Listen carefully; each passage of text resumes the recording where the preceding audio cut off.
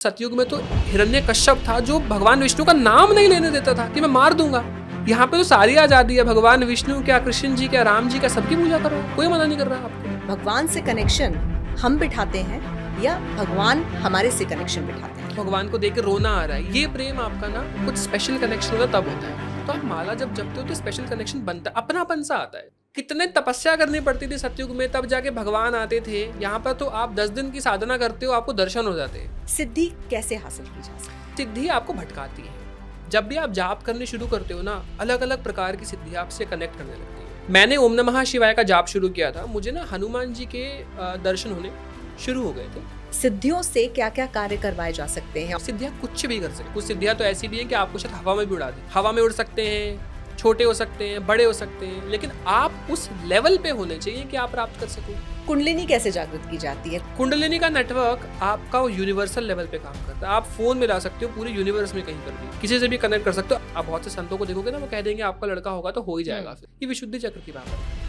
तो कुंडलिनी जागृत करने में कितना समय लगता है, कितनी साधना करनी पड़ती है? एक जन्म में कोई भी पूरी कुंडलिनी जागृत नहीं कर सकता। जबरदस्ती जागृत करना तो हो जाएगा, लेकिन उसके इसमें पागल हो सकते हो। किस मंत्र के जरिए कुंडलिनी को जागृत किया जा सकता है? किसी भी मंत्र से जागृत हो सकती है। मंत्र बगलामुखी साधना क्या होती है, किसको करनी चाहिए? उन्होंने क्लेम किया है कि उन्होंने राहुल गांधी जी पर माँ बगलामुखी जी की साधना का प्रयोग किया है। सवाल का जवाब की जगह जवाब का सवाल बोल दिया था एक बार। तो कहते हैं जो फिसलते हैं ना, ये माँ बगलामुखी जी की फिसलते हैं, क्योंकि माँ बगलामुखी जी वाक पकड़ लेती है, अपनी जीभ पकड़ लेती है। तो माँ बगलामुखी की साधना क्या उल्टी भी पड़ जाती है? बहुत हैवी एनर्जी होती है। आप जाप करो तो आपके आसपास ना धुआं होने लगता है। हनुमान जी की साधना कर रहे हैं तो आप लाल रंग के वस्त्र धारण करिए। आप भैरव जी की कर रहे हैं तो आप काले रंग के वस्त्र धारण करिए। तो रंगों का क्या? काली सिद्धि है, तंत्र वाली है, तो आकर्षित हो जाएंगे आपके प्रति। आपको तांत्रिक समझकर, तांत्रिक की वेशभूषा है क्योंकि काली।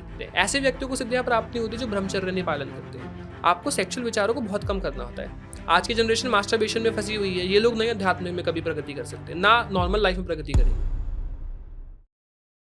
नमस्कार, unfiltered with Ajita Jain podcast में आज अध्यात्म की उन तमाम परतों को अनफिल्टर्ड तरीके से खोलेंगे जो आपको सिद्धि की दुनिया में ले जाएंगी। सिद्धि कैसे हासिल की जाती है, कुंडलिनी को कैसे जागृत किया जाता है, और कैसे आप वो सब कुछ देख सकते हैं जो अच्छे अच्छों के बस की बात नहीं। ये सब कुछ बताएंगे हमारे साथ मौजूद हमारे आज के गेस्ट, जिनको देखना और सुनना आपको बहुत पसंद है। हम बात कर रहे हैं उदित अरोड़ा की, जो कि यंग मेडिटेशन कोच और हीलर हैं। बहुत स्वागत आपका उदित जी, एक बार फिर से unfiltered with Ajita Jain podcast. Thank you so much. जय माता दी, हर हर महादेव। जय माता दी, हर हर महादेव। हमारे पिछले पॉडकास्ट को लोगों ने बहुत प्यार दिया। बहुत लोगों की ढेर सारी रिक्वेस्ट हमारे पास आई। वो चाहते थे कि आपके साथ हम एक बार फिर से पॉडकास्ट करें, तो आज की चर्चा तो बनती ही थी। बिल्कुल। तो सबसे पहले आज आपकी स्पिरिचुअल जर्नी से शुरुआत करते हैं। आपकी स्पिरिचुअल जर्नी किस तरह की रही है, कैसे इसकी शुरुआत हुई, कैसे आप स्पिरिचुअलिटी में आए?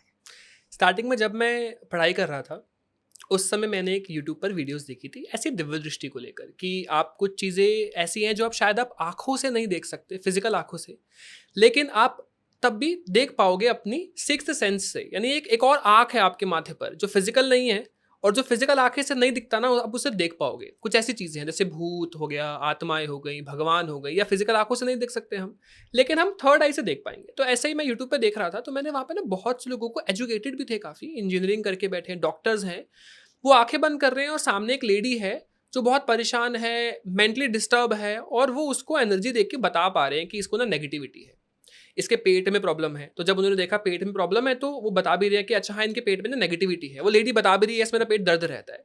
तो मैं ये देख के बहुत ज़्यादा मेरे में एक्साइटमेंट आई कि ये होता क्या है। तब मैंने वहाँ पे पहुँच गया, मैं नेक्स्ट डे वो चैनल देखकर कि अच्छा ये क्या होता है, मुझे बताओ। तो उन्होंने बताया इसका जो आपको बहुत चैंटिंग करनी पड़ती है। मैंने बोला अच्छा, जाप से पॉसिबल है? उन्होंने बोला हाँ। तो उन्होंने बोला कि, मैंने पूछा कितना करना पड़ेगा? उन्होंने बोला आपको करनी पड़ेंगी एटलीस्ट 100 माला एक दिन में।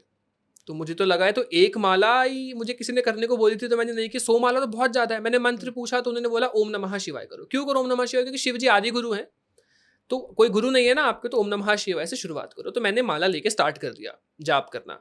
मैं बैठ गया, सोफा पे बैठा था मैं, क्योंकि ज़मीन पे बैठने की आदत नहीं ना, उस वक्त पैर दर्द होंगे हमारे। तो बोला एक आसन बिछाओ, माला लो और बैठ जाओ। तो स्टार्टिंग में मुझे लगते थे अबाउट 2 से 3 घंटा करने में। अब मैं बीच में सबके साथ प्रॉब्लम होती है, माला जाप करते हैं ना तो बीच में खो जाते हैं, काउंटिंग भूल जाते हैं। तो मैंने क्या किया, 2 ले ली बाउल्स ले लिया, उसमें कटोरियाँ ले ली, 100 राजमा रख दिए, किडनी बीन्स। तो मैं क्या करके ट्रांसफ़र करता था कि मेरी 100 माला हो गई। ऐसे करते-करते ना कुछ अनुभव शुरू हुए मुझे। सबसे पहले तो मुझे नींद नहीं आ रही, उबासी आनी शुरू हो गई। अब उबासी क्यों आ रही है, आँखों से आँसू आ रहा है, फिर ना बॉडी में हल्का-हल्का करंट सा महसूस हुआ, जैसे बॉडी हल्की आगे-पीछे और बॉडी में करंट सा दौड़ने लगा। कुछ टाइम तक तो मुझे भी बिलीव नहीं था मंत्र से कुछ होता है, बट जब ये सब होने लगा ना मेरे साथ, तो मुझे लगा कुछ तो एनर्जी है जो मुझे फील हो रही है, कुछ करंट जैसा फील हो रहा है, कुछ बॉडी में वाइब्रेशंस फील हो रही हैं। ये सब जब फील होने लगा तब मैं मानने लगा कि मंत्र में कुछ तो होता है। फिर धीरे धीरे करते करते ना मैंने कुंडलिनी पर गया, कुंडलिनी के बाद कुंडलिनी अवेकनिंग सीखा, ध्यान लगाना सीखा, त्राटक करना सीखा और साधनाएं सीखी। ऐसे करते करते करते मेरी जर्नी शुरू हुई एक यूट्यूब वीडियो से। एक इंटरेस्ट आ गया कि अच्छा थर्ड आई या दिव्य दृष्टि क्या होती है, साधना क्या होती है, सिद्धि क्या होती है। उस इंटरेस्ट की वजह से आज मैं आपके सामने बैठा हूँ। तो ये पहला अनुभव कब हुआ था आपको, जब आपको लगा कि कुछ अनयूजुअल सा हो रहा है? देखो, एज एन मैं सही बताऊं तो लोग कहते हैं आपको ना 1.25 लाख यानी अबाउट 1,25,000 मंत्र चैंट करने होते हैं तो अनुभव शुरू होता है। मेरा मानना ऐसा नहीं है। मेरे को ऐसा लगता है कि हर किसी पे ना हर कोई पूर्व जन्म से भजन आनंदी रहा है, मंत्र जाप करता है, तो इस अध्यात्म में उतनी जल्दी आध्यात्मिक बना है। तो किसी को अनुभव जल्दी शुरू होते हैं, किसी को लेट होते हैं। मुझे लगभग शुरू हुए थे 10 से 15 दिन में, लेकिन एक हफ्ते में आपको थोड़े बहुत होने लगते हैं। बट एक होता है ना कि आपको लग गया कि नहीं अब तो कुछ ज़्यादा ही फील हो रहा है बॉडी में, मंत्र कुछ ज़्यादा ही फील होने लग गए। तो तब वो मुझे लगभग 15 दिन में एहसास हुआ, वाइब्रेशंस बॉडी में, रोंगटे खड़े होना, वाइब्रेशन शुरू हुई, हाथ हल्के बहुत कांपने शुरू हुए, बॉडी हल्की कांपनी शुरू हुई। तो लगा कि कुछ तो बॉडी पे करंट जैसा गिर रहा है। तो सभी के साथ ऐसा होता है या सिर्फ आपके साथ हुआ? नहीं, 90% लोगों के साथ अनुभव जल्दी शुरू हो जाते हैं, कुछ लोगों के साथ लेट भी होते हैं, बट अनुभव हर किसी को होते हैं। जो स्पिरिचुअलिटी में ज़्यादा गहराई में जाता है। जो चैंटिंग करेगा, देखो मेरा सिर्फ सिर्फ ये मानना है कि अगर आप नहीं मानते भी हो ना तो स्टार्टिंग में आप माला लेके शुरू हो जाओ। मेरा भी ऐसा नहीं था कि मेरे को भगवान से बहुत अटूट प्रेम था, ऐसा नहीं था। मतलब ठीक है भगवान जी हैं, रिस्पेक्ट करते थे, बट एक होता ना अब तो भगवान के लिए रो ही देंगे हम, कि मतलब अब तो भगवान को देख के रोना आ रहा है। ये प्रेम आपका ना कुछ स्पेशल कनेक्शन होता है तब होता है। तो आप माला जब जपते हो तो स्पेशल कनेक्शन बनता है, अपनापन सा आता है। अब जैसे मैं आपको बोलूँ कि अगर आपको आज में प्राण त्यागने पड़ रहे हैं, आपके सामने भगवान आ जाए, जैसे अगर 10 लोग मैं खड़े करूँ तो 10 में से 9 नहीं जाएंगे भगवान के पास, जानते हुए भी कि आपको अंत में भगवान के पास जाना है। लेकिन नहीं, अपने मॉम का प्रेम है, नहीं मैं घर नहीं छोड़ सकता, या मेरा ये काम है, मेरी बेटी है, तो ये नहीं छोड़ पाओगे, भगवान के पास नहीं जा पाओगे। तो ये प्रेम आपका मंत्र जाप से आता है, माया से हटने लगते हो आप। तो ये जो कनेक्शन है जिसकी बात आप कर रहे हैं, भगवान से कनेक्शन हम बिठाते हैं या भगवान हमारे से कनेक्शन बिठाते हैं? दोनों तरफ से होना चाहिए।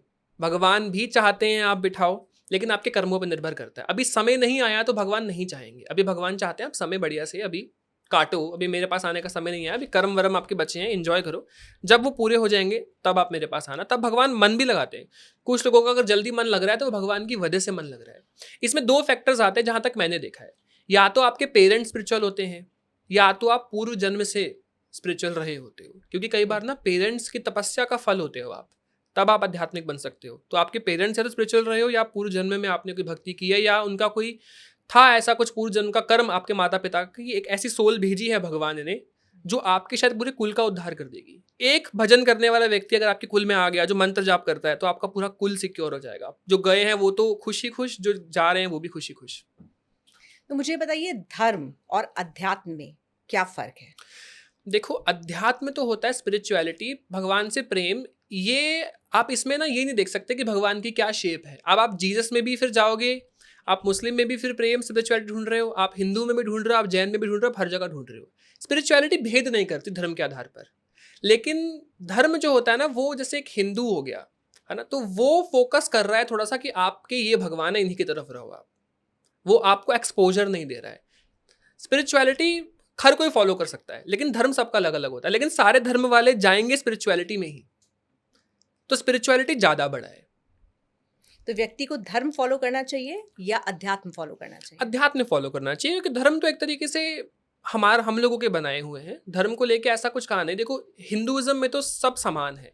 हिंदुस्तान में आप ऐसा नहीं है कि हम किसी से हेट करते हैं या किसी से धर्म पूछते हैं आप कौन हो। जैसे कोई मेरा फ्रेंड है, अब वो तो नाम से पता लग जाता है जरूर, सरनेम से, लेकिन अगर किसी का सरनेम में नाम दूसरा हो तो हम देख के नहीं पता लगा सकते कौन कैसा है। सब मिलजुल के रहते हैं। तो ये इंसानों की बनाई हुई चीज़ें हैं जो भेदभाव लोग करते हैं। अदरवाइज आप आराम से रहिए, आपको धर्म के बीच में ज़्यादा नहीं फंसना चाहिए। अगर ट्रू आध्यात्मिक व्यक्ति कोई है तो वो धर्म में इतना नहीं फंसेगा, वो स्पिरिचुअलिटी फॉलो करेगा और सब साथ में एक साथ बढ़ेंगे आगे, जिसको जो पसंद हो। तो आध्यात्मिक जो लोग होते हैं वो धार्मिक नहीं होते हैं? हो सकते हैं, सबकी अपनी चॉइस है। देखो डिपेंड करता है, आप आध्यात्मिक में आपके बोलने के तरीके से पता लग जाएगा। अगर आप अभी भी धर्म में फंसे हुए हो ना, कि आपको बस यही समझ में आ रहा है कि नहीं हिंदू ही हिंदू होता है, मुस्लिम गलत होते हैं या क्रिश्चियन गलत होते हैं, देखो हो सकता है उनमें कुछ आदतें गलत हो, है ना। हो सकता है कि देखो गलत लोग तो हर धर्म में है, हिंदू में भी बहुत से लोग हैं जो बहुत गलत कार्य करते हैं। अभी अमेरिका में एक वीडियो वायरल हो रही है एक लेडी की, जो कि चुरा के जा रही थी सामान, इंस्टाग्राम पे बहुत वीडियो वायरल हो रही है। तो वो पूरे हिंदुस्तान का नाम बिगाड़ दिया ना उन्होंने, पूरे हिंदुस्तान पे नाम गलत लगा के इंडियंस तो ऐसे होते हैं, तो इंडियंस में वो नहीं देख रहे कि वो मुस्लिम थी या हिंदू थी, इंडिया का नाम खराब हुआ।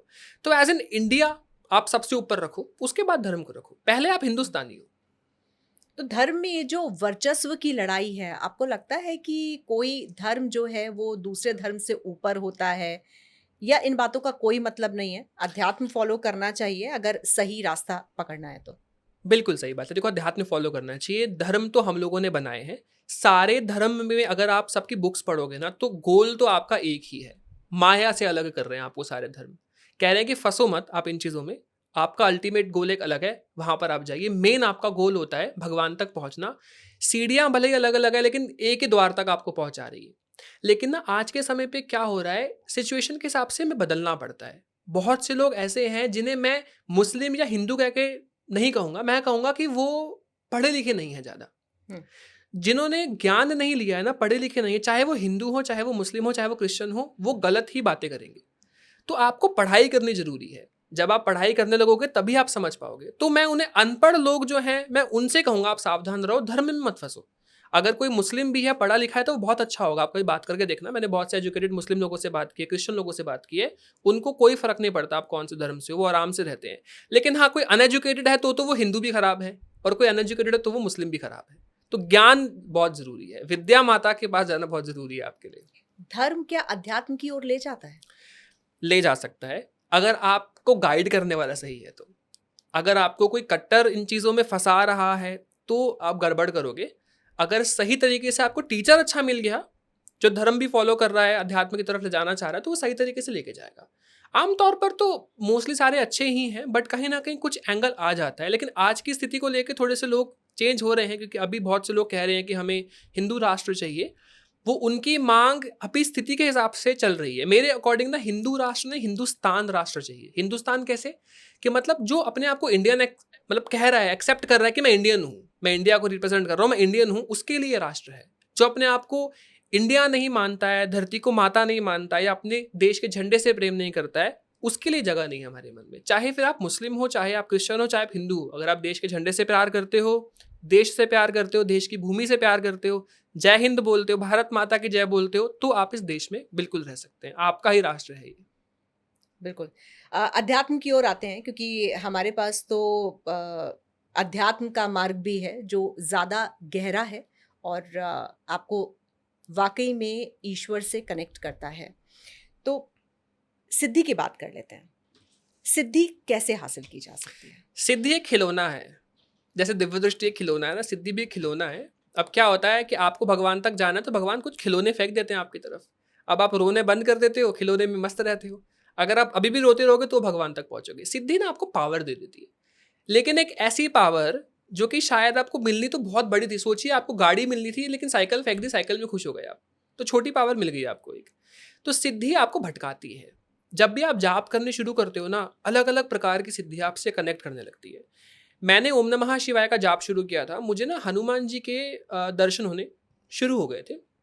जैसे सबके टीचर होते, मेरे भी टीचर थे। मैंने भी उनसे पूछा कि चेकिंग कराते हैं, चेकिंग एज इन कि हमारी एनर्जी देखो कि कैसी, क्या मतलब मैं जो भी चैंटिंग कर रहा हूँ, हाउ इट इज़ वर्किंग। तो मेरे को खुद भी बहुत ज़्यादा अनुभव हो रहे थे हनुमान जी की। जिस किसी के साथ भी हनुमान जी कनेक्ट करते हैं ना, कुछ अनुभव होते हैं। एक तो हनुमान जी की जब एनर्जी कनेक्ट करती है, तो आपकी बॉडी में ना, आप जब भी सोओगे तो आपको या तो मंकी या उड़ने के सपने बहुत आते हैं। आप उड़ रहे हो, छलांगे मार रहे हो, बंदर दिखेंगे अच्छा। बहुत ज़्यादा आपको। अगर आप हनुमान जी की ब्लेसिंग है तो हनुमान जी के मंदिर दिख रहे हैं, तो ये सब अनुभव होने शुरू हो जाते हैं। ये जब अनुभव होने शुरू हुए तो मुझे पता लगा हनुमान जी कनेक्ट कर रहे हैं। वो हनुमान जी ने हनुमान जी की सिद्धि कनेक्ट कर दिया। फॉर्म होती है एक उनकी ना, एनर्जी की फॉर्म होती है एक, वो एनर्जी हमारे साथ कनेक्ट करती है। अब आप वो सिद्धि किस काम की, सपोज आप प्रार्थना कर रहे हैं कि मेरे को नेगेटिविटी परेशान करी, मेरी सुरक्षा करो, तो वो सिद्धि एक फॉर्म की तरह आपके पास खड़ी है, वो आपकी सुरक्षा करती है, आपकी सुरक्षा करेंगी। अब ये सिद्धियां ही लोग नेगेटिव भी इस्तेमाल करते हैं। अब सपोज कोई तांत्रिक है, अब आप आपको उसने आपके माइंड की एनर्जी को ब्लॉक करना है, आप केस करने वाले हो, कोर्ट केस। तो इस केस में तांत्रिक क्या करेगा, अपनी सिद्धि को बोलेगा कि अजीता जी के जो माइंड में जो मेरे बारे में सोच रही है ना, ये माइंड ब्लॉक कराओ, मेरे बारे में वो गलत ना सोचे और मेरे ऊपर केस ना करे। तो सिद्धि जाके आपके माइंड को चेंज कर सकती है। इसी ये पावर है। सिद्धियां नजर आती हैं, उनको देखा जा सकता है? देखा जा सकता है एक एनर्जी के फॉर्म में। कैसी लेकिन दिखती हैं? देखो, अब हनुमान जी की सिद्धि हनुमान जी की तरह दिखेगी। 5 जैसे अगर पावरफुल सिद्धि है तो 5 फेस के साथ पंचमुखी हनुमान जी बहुत सारे हाथों के साथ दिखेंगे। कोई हनुमान जी भजन करते हुए दिखेंगे, मतलब वो भक्ति भाव दे रहे हैं। हनुमान जी के अलग-अलग फॉर्म्स है ना, शक्ति फॉर्म अलग है, एक भगवान राम के धुन में एक अलग मग्न है, एक अलग फॉर्म है, तो अलग-अलग फॉर्म कनेक्ट करती है हनुमान जी की ऐसे। लेकिन हम लोगों की जो सिद्धि है ना, ये मूल रूप से हमें प्रोटेक्ट करने के लिए, ज्ञान देने के लिए होती है। तंत्र वाली सिद्धियां होती हैं जो बुरा करती है। हमारी सिद्धियां बुरा नहीं करी, क्योंकि हमारी सिद्धि सात्विक है। उनमें उनको पता है कि अगर मैंने किसी का अहित किया तो इसके ऊपर जो है ना इम्पैक्ट आएगा कर्मों के अनुसार, इसको मोक्ष नहीं मिलेगा। लेकिन सिद्धियां ना मोक्ष में बाधा बन जाती है। इसलिए हवन के ना लास्ट में मैं हमेशा कहता हूँ, हाथ में जल लेके ये बोलो कि जो भी मेरे से सिद्धि कनेक्ट करती है ना, ये मेरे मोक्ष में बाधा ना बन के मुझे मोक्ष का रास्ता दिखाए। सिद्धियां आपको मोक्ष नहीं होने देती, आपको भी सिद्धि बना देती है। सिद्धि क्या अच्छा। होती है? सिद्धि हम लोग ही हैं, हम सिद्धि बनेंगे। अगर मैं सही मार्ग पे नहीं चला तो मैं भी सिद्धि बन के घूम रहा हूँगा, और शायद आपके अगर आने वाली जनरेशन पूजा करे तो मैं ही कहीं उनके साथ कनेक्ट ना कर रहा हूँ। तो मैं बताता हूँ सिद्धि कैसे बनते हैं। हमारे बॉडी में 3 चीज़ें होती हैं। एक तो मैं आपके सामने बैठा हूँ उदित, फिजिकल फॉर्म में मेरा शरीर है, जो मरने के बाद टाटा बाय बाय हो जाएगा। 5 फॉर्म्स है हर धर्म के अनुसार, जहाँ-जहाँ लेके जाओ। एक मेरी आत्मा है जो बहुत पवित्र है, जिसका कोई शेप नहीं है, गोल आकार में होती है, और वो पहुँच जाती है सीधा हमारे आत्मा, परमात्मा, जो परम आत्मा है उनके अंदर आत्मा ऐड हो जाएंगी। फिर आता है सूक्ष्म शरीर। सूक्ष्म शरीर मेरे तरह ही दिखता है। इसकी गति होती है, ये नर्क जाएगा, स्वर्ग जाएगा, पितृलोक में जाएगा, या क्या करेगा। जब कोई व्यक्ति जाप करने वाला होता है ना, उसके सूक्ष्म शरीर बहुत सारे होते हैं। आपने कई बार ऐसा देखा है कि आप जिन गुरु को फॉलो करते हो उनके बहुत स्वप्न आपको आते हैं, ये गाइडेंस मिलती है आपको। कोई ऐसा कोई टीचर अगर आपके मन में है, तो बार बार आपके सपने में आके ना आपको गाइडेंस दे जाएगा, जो भी मन में सवाल होंगे पूरी हो रही है। अब गुरु तो बैठा है वृंदावन में, आपके जो गुरु जी हैं फॉर एग्जाम्पल, वो कैसे स्वप्न में आ रहे हैं आपके? उनके सूक्ष्म शरीर आपके स्वप्न में आ रहे हैं। उनके सूक्ष्म शरीर 24 घंटे काम करते हैं उनके स्टूडेंट्स के लिए, जिन लोगों को गाइडेंस देनी है। तो एक आध्यात्मिक व्यक्ति के बहुत सारे स्वरूप होते हैं उनके अंदर। वो निकल निकल निकल निकल के अध्यात्म में अच्छा कार्य करने जाते हैं, एक भगवान की तरह। भगवान के अनगिनत है, हमारी गिनती कर सकते 100, 50, 10, 20 होते हैं। तो हमारे मरने के बाद ना ये अभी भी पृथ्वी पर रहेंगे, ये सूक्ष्म शरीर कार्य करते रहेंगे। हमारी तो गति हो गई, लेकिन हमारे सूक्ष्म शरीर जो हमने तपस्या करके यहाँ बनाया ना, ये सिद्धियां बनती है। मैंने अगर जीवन भर हनुमान जी की पूजा करी है, तो मेरे हनुमान जी की सिद्धियां होंगी अंदर बहुत सारी। मतलब मेरे सूक्ष्म शरीर हनुमान जी की सिद्धि बन के पृथ्वी पर ही रह के लोक कल्याण करेंगे, लोगों की मदद करेंगे। इसीलिए तो आप देखोगे ना कि आप नोटिस करो, तो कुछ लोगों के अंदर कुछ ना कुछ आ रहा है। आपने कि देखा हो ना, बड़े की चीजें हो रही हैं। अब आप देखोगे कि पहाड़ों में ऐसा होता है उत्तराखंड में, तो आप देखो कि उत्तराखंड में आने वाले व्यक्ति में उत्तराखंड की भाषा बोल रहा है, हरियाणा में आने वाली हरियाणा, क्योंकि वहां की ही लैंग्वेज के लोग हैं जिन्होंने सिद्धि बन गए। तो ये सिद्धियां आती हैं। एक तो ये सिद्धि होती है छोटे लेवल की, एक सिद्धि होती है डायरेक्ट भगवान के द्वारा दी गई, ये सिद्धि बड़ी होती है, ये किसी की बॉडी में नहीं आ सकती, और इसके लिए आपको ज्यादा तपस्या करनी पड़ती है। ये होता है मेन सिद्धि प्राप्त करना, ये स्पेशल पावर है जो बड़े संतों के पास, जो बड़े लेवल की पावर होती है। इन छोटे चीज़ों में नहीं हमें फंसना चाहिए। वैसे तो दोनों सिद्धियों में ही नहीं फंसना चाहिए, बट सिद्धियां तो आएंगी, क्योंकि बिना सिद्धि के ज्ञान नहीं मिलेगा आपको। जब आप ध्यान लगाते हो ना, आपको ज्ञान मिलता है भगवान तक कैसे पहुंचना है। कैसे मिला? कई चीज़ें मुझे खुद नहीं पता, मुझे कैसे पता है? ध्यान से। ध्यान में मेरी आत्मा ने मुझसे कनेक्ट कर, सिद्धि ने कनेक्ट करके बहुत सी बातें बताई है। जो मैं आज खड़ा हूँ, मेरे कोई ऐसा तो नहीं है बहुत से बड़े बड़े गुरु रहे हैं या कोई मेरे से सिमिलर बातें कर रहा है। क्यों नहीं कर रहा है? क्योंकि शायद ज्ञान मुझे आत्मज्ञान हुआ है, अपने आप से पता लगा है। मैंने कहीं से पढ़ा नहीं है या कहीं से किसी से सीखा नहीं है, अपने आप से पता लगा है। ऐसा होता है। सिद्धियां दिखाई भी देती हैं? दिख सकती हैं सिद्धियां, कौन देख महसूस सकता भी है? होती है सिद्धियां। जब आप जाप करोगे, स्पेशली माँ काली या हनुमान जी ना बहुत जल्दी फील होते हैं, जागृत है कलयुग में बहुत। जाप करते ही करते आप फील करते हो आपके पीछे खड़े होकर आपको कोई देख रहा है। आप कभी ट्राई करना, थोड़ा लंबा जाप करोगे ना, आप जाप करते करते आपको लगेगा कोई देख रहा है, पीछे मुड़ के देखोगे कोई नहीं होगा, और ना आपको वाइब्रेशन फील होगी। जब भी आप उनका ध्यान करोगे या उनको याद करोगे, तो आपकी बॉडी हल्की हिलने लगती है, करंट आता है बॉडी में। अभी भी मैं ध्यान करूंगा तो मेरे को थोड़ा बॉडी में कुछ फील होगा कि कोई ना कोई स्पेशल एनर्जी मेरे आसपास है, पावर है, आपको एनर्जेटिक फील होगा बहुत ज़्यादा। ये सारी चीज़ें होती है। बट सिद्धि के ना नियम होते हैं। ऐसे व्यक्तियों को सिद्धियां प्राप्त नहीं होती जो ब्रह्मचर्य नहीं पालन करते हैं। आपको सेक्सुअल विचारों को बहुत कम करना होता है। आज की जनरेशन मास्टरबेशन में फंसी हुई है। ये लोग नए अध्यात्म में कभी प्रगति कर सकते, ना नॉर्मल लाइफ में प्रगति करेंगे। तो आपको ब्रह्मचर्य का पालन, सेलिबेसी कहते हैं, ये बहुत ज़रूरी है। इसके अलावा मंत्र जाप करना बहुत ज़रूरी है। जिन्होंने मंत्र जाप तपस्या नहीं की, उनके पास कोई सिद्धि नहीं होती, भले ही वो कितना ही भूल ले। नेगेटिव चीज़ें हो सकती हैं, हाँ सिद्धि को दे आपको, तो वो बात अलग है। लेकिन आपकी बॉडी नहीं झेल सकती, तो आपको बॉडी को रेडी करना पड़ता है, मंत्र जाप करके, ब्रह्मचर्य का पालन करके, ध्यान करके, जाप करके, साधना करके, खान पान आपका शुद्ध होना चाहिए, ये तो सारी आपने चीजें। 2 तरह की सिद्धि बताई, एक तो जो ईश्वर से आपको प्राप्त होती और है एक और जो हम लोग हैं, जो हम लोग हैं। तो दोनों सिद्धियों को हासिल करने का तरीका क्या अलग होता है और दोनों सिद्धियां जो होती हैं उनमें फ़र्क क्या होता है? भगवान के लेवल की जो सिद्धि हमें प्राप्त होती है ना, वो कभी अगर आप कोई नज़र से देख पाए, जिनके बाद दिव्य दृष्टि देख पाए, तो वो बहुत अलौकिक, बहुत बड़ी और बहुत विराट स्वरूप होता है। किसी के भी शरीर में नहीं आ सकती ऐसी, वो बहुत बड़ा करंट है, बहुत हैवी एनर्जी है, बहुत पावरफुल है। वो आपसे कभी बात नहीं करेंगी, उनका काम आपको सुरक्षा देना है, ज्ञान देना है, बस वो आप ध्यान में दर्शन कर पाओगे। अभी आपको पता करना है ना आपके पास कौन सी स्थिति है, मैं सिंपल बात कहता हूँ, आप आंखें बंद करिए 2 मिनट के लिए और 5-10 मिनट के लिए आंखें बंद करके बैठ जाओ, प्रार्थना करके कि जो भी आपके साथ एनर्जी है बताए, तो वो ना आपको अपने आप ही उस अंधेरे में फेसेस दिखने लगेंगे आपकी सिद्धि के। हनुमान जी दिख रहे हैं, या माँ की आंखें दिख रही हैं, या शिव जी दिख रहे हैं, त्रिशूल दिख रहे हैं, तो आप पता लगा पाओगे अच्छा इनकी एनर्जी कनेक्ट करती है। सिद्धियां जो होती है ना, ये बेसिकली ग्रामीण देवी देवता हैं एक तरीके से। जैसे आप देखोगे शिव जी की सिद्धि नहीं होती कभी भी, हनुमान जी की भी नहीं होती, ये गण होते हैं हनुमान जी के, ये जिन्होंने जीते जी हनुमान जी की पूजा की है, वो सिद्धियां अच्छा। बन रहे हैं। जैसे मैंने आपको बताया ना, मैंने जीते जी हुँ, पूजा की तो मैं सिद्धि बन जाऊंगा एक, हुँ, तभी तो मुझे हिंदी आ रही है। हनुमान जी संस्कृत नहीं आनी चाहिए हनुमान जी को, हनुमान जी की हुँ, तो कोई भाषा समझ ही नहीं पाए वो क्या बोल रहे हैं, हमें क्या पता हिंदी बोल रहे हैं क्या बोल रहे हैं, हुँ, हिंदी क्यों बोल रहे हैं, है ना। हुँ, सिद्धियों को कैसे, सब कब से, हनुमान जी को कब से हिंदी आने लगी, संस्कृत बोलनी चाहिए। वैसे तो उनको सब आता होगा, सारी भाषा इंग्लिश भी आती होगी, बट इन जनरल से मैं सवाल पूछ रहा हूँ। तो हम लोग हैं, ये छोटे छोटे छोटे छोटे एनर्जीज हैं। मुख्य रूप से सिद्धि होती है बड़ी। जैसे अब आप देखेंगे कंबल वाले बाबा, कैंची धाम बहुत फेमस है ना, वो जो कंबल कहते हैं हनुमान जी के, बाबा नीम करौली। बाबा नीम करोली जी, तो वो उन्होंने प्राप्त किया हनुमान जी को पूरा। शिव पुराण में वर्णित है कि आप अगर 18 करोड़ की संख्या पार कर देते हो ना जब की, हुँ, तब आप भगवान बन जाते हो। भगवान बन जाते हो का मतलब कि आपने भगवान को पा लिया एक तरीके से। इसलिए अच्छा। आप देखोगे कि उनका कभी भी ध्यान किया जाए, हमारे नीम करोली बाबा जी का, तो हनुमान जी से बहुत अच्छा कनेक्शन। और ये आज तक, कल भी मैंने बहुत से लोगों से बात की है, तो मुझे रोज एक ना कोई मिलेगा कि भैया मैं वहां गया था, मुझे बहुत पॉजिटिविटी फील हुई। हुँ, ये है एक्चुअल में सिद्धि का कमाल, ये है हुँ, एनर्जी जो उन्होंने प्राप्त की है। छोटे हुँ, छोटे तो हम सब ही करके बैठे हैं, उसमें क्या है, छोटे मोटे चमत्कार तो सब कर लेते हैं, आपके बारे में बता देंगे, ये सब कर लेंगे। हुँ, चमत्कार करना आप कोई बहुत बड़े लेवल पे नहीं हो गए, एक्चुअल में दिखावा नहीं करते। वो गुरु जो एक्चुअल में गुरु है, वो कभी नहीं हुँ। दिखाएंगे आपको, वो गुप्त रहेंगे, आप पता ही नहीं लगेगा आपको कहाँ पे रह रहे हैं, बड़ी मुश्किल से आप उन तक पहुंचोगे, वो भी भगवान पहुंचाना चाहेंगे तो। एक्चुअल में गुरु गुप्त हैं, आप ढूंढ नहीं सकते उन्हें कहीं।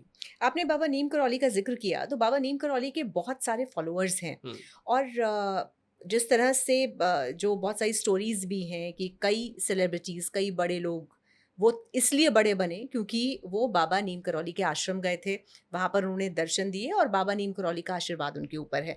तो मैं भी ऐसे बहुत सारे लोगों को जानती हूँ, जिनको लगता है कि उनके करियर में ग्रोथ नहीं हो रही है या उनको बड़ा आदमी बनना है, तो उनको लगता है कि बाबा नीम करौली का आशीर्वाद लेकर आते हैं, तो ऐसा हो जाएगा। तो क्या वाक़ई ऐसा हो जाता है? देखो उन्होंने बहुत तपस्या की है, उनकी तपस्या इतनी ज़्यादा है कि अगर आप उनके 1% भी तपस्या कर लेते हो तो आपके कर्म मिट रहे हैं। तो भगवान का आशीर्वाद है कि आपको अगर कोई सिर्फ दर्शन ही कर लेना आपके उस जगह के, तो हुँ, आपका तपस्या का कुछ फल उसको उनको मिल जाता है। और उनके 1% तपस्या के फल से, 1% भी नहीं होता होगा, 1% तपस्या के फल से आपके जो कर्म जो आपने करके आए थे वो कट जाते हैं, तो आपका बढ़िया होने लगता है। मैं हमेशा ये कहता हूँ कि अगर आप लाइफ में प्रगति नहीं कर रहे हो ना, अभी एक लेडी है मेरे साथ, वो ना बहुत परेशान है कि मेरे को ना अध्यात्म नहीं फॉलो करने देते हैं, घर वाले परेशान करते हैं, या मैं लाइफ में कुछ कर नहीं पा रही हूँ। तो मैं उन्हें ये कहता हूँ कि आपको अभी कुछ नहीं करना है, पृथ्वी पर सब परेशान ही आए हैं, कोई सुखी होने नहीं आया है। आप सुखी रह रहे हो ना, और कोई बुरा भी काम कर रहा है तो पूर्व जन्म के कर्म के कारण कर रहा है। एक बार आपका वो कर्म फिनिश हो गया तो फिर से आपकी बर्बादी शुरू हो जाएगी। आप सिर्फ मंत्र जाप करो। देखो 100 साल की जिंदगी है, आपको लगता है आप 100 साल के लाए हो, कोई बात नहीं, 100 साल के लिए परेशान हो गए ना, जिसमें से 20 साल तो आप ऐसे ही नहीं जीते हो, क्योंकि खराब हमारे दिल्ली का पॉल्यूशन अल्टीमेट लेवल पर है, तो नहीं जी पाते आप इतना, खान पान भी इतना पॉजिटिव नहीं है। तो वो जो 80 साल भी जीना है, आप चैंटिंग करो, इतना धन इकट्ठा कर लो, गांधी जी वाला धन नहीं, मंत्र जाप का धन, की मरने के बाद आपको एक बढ़िया सी उपाधि मिल जाए, अच्छी सी, एक अच्छी पोजीशन पर आप रह रहे हो मरने के बाद। तो पृथ्वी लोक पर तो कहते हैं देवता भी तरसते हैं आने के लिए, और स्वर्ग लोक में रहने वाले लोग भी कहते हैं कि हमें भेज दो, हमें तपस्या कर ले। मैं अभी मूवी देख कर आया नरसिम्हा जी की, महाअवतार नरसिम्हा। सतयुग का समय है, हम लोग कलयुग को कोसते हैं कि यहाँ तो कोई भजन करने वाला नहीं। आप सोचिए सतयुग में तो हिरण्यकश्यप था जो भगवान विष्णु का नाम नहीं लेने देता था कि मैं मार दूंगा। यहाँ पे तो सारी आजादी है, भगवान विष्णु क्या, कृष्ण जी क्या, राम जी क्या, सबकी पूजा करो आप, कोई मना नहीं कर रहा आपको आज के समय। तो कलयुग तो मेरे अकॉर्डिंग बेस्ट है। कितने तपस्या करनी पड़ती थी सतयुग में, तब जाके भगवान आते थे। यहाँ पर तो आप 10 दिन की साधना करते हो, आपको दर्शन हो जाते हैं। तो कलयुग मेरे अकॉर्डिंग किसने कहा कलयुग बेकार है? कलयुग तो सबसे बेस्ट चीज़ है। मैं तो खुश हूँ कि मैं कलयुग में आया हूँ। मैं पहले आता तो कुछ कर ही नहीं पाता। अच्छा, सिद्धियों पे वापस लौटते हैं। ये बताइए कि सिद्धियों से क्या-क्या कार्य करवाए जा सकते हैं और सिद्धियाँ क्या सिर्फ़ अपना स्वयं का कार्य करती हैं या दूसरों का भी करती हैं? सिद्धियाँ प्रेम से कार्य करती है। अगर आप आज मेरे से कनेक्ट कर रहे हो, मैं आपको अभी बोल दूँ कि आप मेरे लिए रोटी बना दो, तो शायद आप आज बना देंगी खुशी-खुशी, नई-नई दोस्ती हुई है, कोई बात नहीं हेल्प कर देती हूँ। लेकिन मैं आपको रोज़ बोलता रहूँगा तो एक टाइम पर आके आप तंग आ जाओगे कि मेरे को अपने काम नहीं करने हैं क्या? मैं क्यों बनाऊँ? तो आपको कनेक्शन जोड़ना पड़ता है। हुँ, सिद्धि जब शुरुआत में आती है ना तो प्रसन्न होती है कि इसने मेरा जाप किया, वॉव! तो आपने प्रार्थना की, किसी भी कार्य के लिए, तो वो मान जाती हैं आपकी बात। मेरे साथ भी ऐसे ही हुआ। नया-नया था, मुझे भी सिद्धियों का शौक, खिलौनों में तो मैं भी था, हर कोई फँसता है। तो मैंने भी प्रार्थना की थी कि मेरे इस कॉलेज में एडमिशन नहीं हो रहा है, प्लीज़ हो जाए। हालाँकि वो अपनी मेहनत पे निर्भर करता है, बट हाँ, सीट बिल्कुल फुल फिल हो चुकी थी। मैं 2 नंबर से रह गया था, चांसेस नहीं थे मेरे आने के, सब बंद हो गया था, बट मैंने साधना की और मेरा नंबर उसी तक ही आया कि उदित का नाम आ गया, बस उसके पीछे के लोग सब रह गए। किसकी साधना की? माँ दुर्गा की साधना की थी। मेरा प्रेम उन्हीं से ज़्यादा था, बट हाँ, मंत्र जाप मेरे ओम नमः शिवाय ही होते थे, बट दुर्गा माँ के दर्शन ज़्यादा होते थे मेरे को। तो वो नंबर आ गया। तो मैं ऐसा चमत्कार मैंने कभी देखा नहीं था मंत्र जाप से, तो मेरी मॉम को भी आज भी दिन याद होगा कि मैं काँप रहा था ये सुन के कि कैसे हो गया?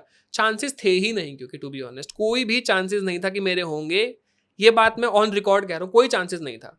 मैं हैरान हो गया था ये देख के। लेकिन फिर मैंने माँगना शुरू किया, मेरी डिमांड और बढ़ी कि मुझे अब ये भी चाहिए, मुझे अब ये भी चाहिए, टीचर हटा दो, अच्छा नहीं है, कुछ नहीं हो रहा था अब तो। तो आप क्या गुस्सा हो गई, मान क्यों नहीं रहे? तो पता लगा कि अच्छा प्रेम भावना जोड़नी पड़ती है। तब तक मुझे नहीं पता था, तो मैं उदास हो गया, क्यों नहीं हुआ? मैंने चैंटिंग कंटिन्यू रखी। तो मुझे याद आया कि शायद ना मैंने सेटिंग बदल दी है, मंदिर की वजह से नहीं हो रहा था, मैंने मंदिर की सेटिंग फिर से नॉर्मल करी अपनी, बट तब भी कोई कार्य नहीं हो रहा, आप नहीं मान रहे। तब भी मैंने जाप कंटिन्यू किया। तो वो देवी एनर्जी या सिद्धि यही देखती है कि इसके मैं कार्य नहीं कर रही हूँ। पहले तो आते ही पावर दिखा देंगी अपनी कि मैं ये सब कर सकती हूँ, देख ले, तूने माँगा तो। लेकिन अब नहीं कर रहे हैं, क्योंकि एक बार कर दिया ठीक है, अब वो टेस्ट फेज़ हो, आपको अब परीक्षा शुरू हो गई। परीक्षा सिर्फ वही पार कर सकता है जिनके मन में प्रेम हो भगवान के प्रति। अब देवी या एनर्जी जो हमारे साथ कनेक्ट कर रही है, माँ वो देखेंगे कि ये मेरे लिए क्या कर रहा है। तो अब आपने, जैसे मैं मनाली गया ना, तो मेरे को तो बहुत लगाव है माँ से, बहुत ज़्यादा। जैसे मेरी रियल माँ है, तो मैं उनके लिए, जैसे मैं अपने मॉम के लिए कोई गिफ्ट लाता हूँ, तो मैं कभी भी जाता हूँ तो उनके लिए भी गिफ्ट लेकर आता हूँ। तो भाव है, मैं रो रहा हूँ, बातें करता हूँ उनसे रात को सोने से पहले नॉर्मली कि आप कैसे हो? अच्छा ऐसा-ऐसा हुआ, बताता हूँ जैसे नॉर्मल माँ से। तो ये भाव देखती हैं वो कि अच्छा ऐसे-ऐसे बात कर रहा है। तो वो कनेक्शन बैठने लगा एक। बेटा स्वीकार करने लगा, जैसे मैंने माता स्वीकार कर लिया, लेकिन हुँ, सामने से भी स्वीकार होना, तो अब प्रेम आ गया। पहले शायद ज़बरदस्ती रोटी बनानी पड़ रही थी, अब हमारा बहुत अच्छा अगर एक बॉन्ड बन गया, तो आप प्रेम में बना दोगे ना मेरे लिए, हुँ, जैसे अपने बेटे के लिए बनाते हो, है ना? तो बनाने लग जाओगे, तो अब वो निष्काम, मतलब मेरे मन में बाद में आएगा, लेकिन वो पूर्ण पहले कर देंगे, क्योंकि वो माता बन गई है। पहले माता नहीं थी, पहले देवी थी। कि जो बॉन्ड नहीं कनेक्ट हुआ, लेकिन जब माता स्वीकार कर लिया, प्रेम बन गया ना, तब सिद्धि काम करती है।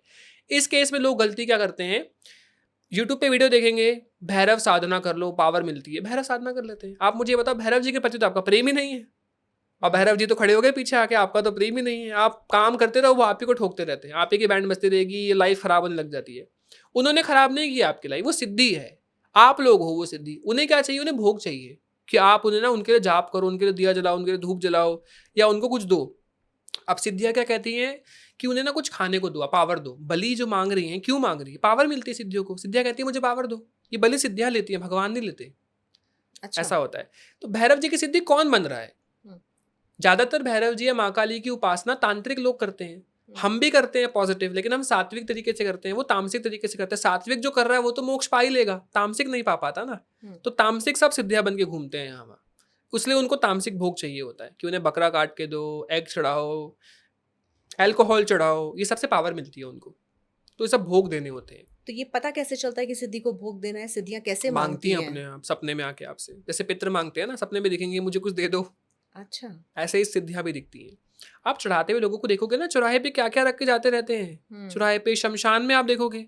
मैं तो एक बार गया हूँ, मेरे अभी ग्रैंडफ़ादर की रिसेंटली डेथ हुई थी, मैं उनके क्रेमेशन में ग्राउंड में गया हूँ, तो मैंने देखा है पता नहीं क्या-क्या रखा हुआ था। एक तो हुँ, परिवार वाले रो रहे हैं कि हमारे बेटे का कोई एशेज़ पर ही कोई कुछ कर के चला गया। कोई यंग डेथ हुई थी ना किसी की, हुँ, हुँ, यंग डेथ पर तो स्पेशली तांत्रिक लोग करते हैं। उसे उठा के ले जाएँगे बच्चे को, और बच्चे से अब कार्य कराएँगे। हुँ, आत्मा तो चली गई, सूक्ष्म शरीर उठा लिया। तो आपको बहुत ध्यान रखना पड़ता है कि मतलब हुँ, क्रिमेशन ग्राउंड पे बहुत सिक्योरिटी होनी चाहिए। तंत्र बहुत ज़्यादा बढ़ रहा है आजकल। बहुत सी चीज़ें होती है। मैंने देखा एक पूरा यंत्र सा बनाया हुआ है ट्रायंगुलर शेप का। अब उस समय तो मैंने घर वालों को बताया भी नहीं था, मैं ये सब चीज़ें स्टडी कर रहा हूँ, सब लोग डर जाते हैं। तो मैंने देखा पूरा यंत्र सा बनाया हुआ है क्रिमेशन ग्राउंड पे। यंग डेथ थी अबाउट 15 साल के लड़के की। और कुछ टाइम बाद, बहुत टाइम बाद, मतलब उन्होंने मुझसे कनेक्ट भी किया और बताया भी कि ना मुझे सपने में दिखता है मेरा बेटा, परेशान दिखता है। तो पता लगा कि उनको तांत्रिक जो है वो उठा के ले गए, उनसे काम करवाते हैं। जैसे आप उनके घर में गए कि मेरी जो ग्रैंड मदर है मुझे बहुत परेशान कर रही है, कोई सो एंड सो पड़ोसी परेशान कर रहा है, तो पड़ोसी के घर में भेज देंगे इस नेगेटिविटी को, बोलेगी कि इसके घर में जाओ लड़ाई करवाओ। तो वो नेगेटिविटी जाकर लड़ाई करवाएगी। नेगेटिविटी कुछ केसेस में घुस सकती है घर में, कुछ में नहीं।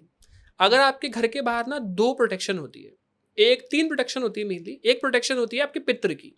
आप अगर घर पे खड़े हो, घर के सामने गेट है ना, तो आपके राइट हैंड साइड पर पितृ खड़े होते हैं। पितृ यानी कि आपके एंसेस्टर्स, उनकी एस्ट्रल बॉडी होती है फॉर प्रोटेक्शन।